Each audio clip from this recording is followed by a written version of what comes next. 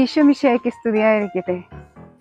കാലിത്തൊഴുത്തിലെ പുല്ലണിമെത്തയിൽ കാരുണ്യരൂപൻ അവതീർണനായി സ്നേഹത്തിന്റെ, സന്തോഷത്തിന്റെ, സമാധാനത്തിന്റെ സദ്വാർത്ത അറിയിച്ചുകൊണ്ട് വീണ്ടും ഒരു ക്രിസ്തുമസ് കാലം കൂടെ ഇതാ വന്നെത്തിയിരിക്കുന്നു. ദേവാലയങ്ങളും വീടുകളും നിരത്തുകളും പുൽക്കൂടുകൾ കൊണ്ടും നക്ഷത്രവിളക്കുകൾ കൊണ്ട് അലങ്കരിച്ചും നാം ക്രിസ്തുമസിനെ വരവേൽക്കുന്നു.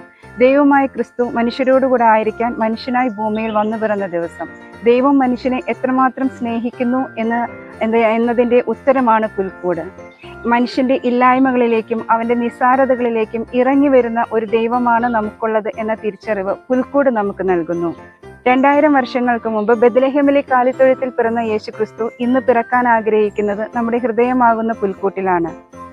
നാം ഓരോരുത്തരും ഒരുക്കേണ്ടതും വൃത്തിയാക്കേണ്ടതും മനോഹരമാക്കേണ്ടതും നമ്മുടെ ഹൃദയമാകുന്ന പുൽക്കൂടാണെന്ന വസ്തുത നാം മനസ്സിലാക്കുമ്പോൾ ക്രിസ്തുമസ് നമുക്ക് ഒരു അനുഭവമാകും, ഒരു അനുഗ്രഹമാകും. ഓരോ പുൽക്കൂടും ഒരു പുതിയ ജനനമാണ്. ലാളിത്യത്തിന്റെ പ്രതീകമായുള്ള പുൽക്കൂടിനെ തേടിയുള്ള നമ്മുടെ യാത്ര നമുക്ക് പുത്തൻ പ്രതീക്ഷയും ഉണർവും ആവേശവും നമ്മിൽ നിറയ്ക്കട്ടെ.